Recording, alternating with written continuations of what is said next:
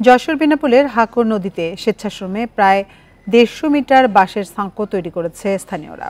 সাঁকো নির্মাণের কারণে যাতায়াতের সুবিধা হওয়ায় খুশি ৪টি গ্রামের কয়েক হাজার মানুষ।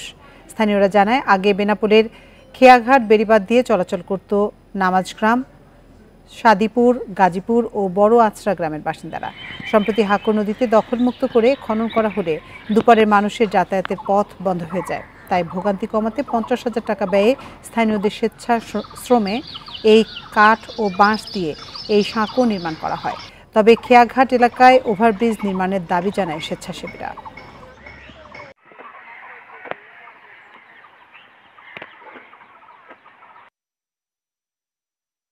যা ২-৩ ঘন্টায় যেতে পারতাম, এখন আমরা ২ মিনিটে যেতে পারছি।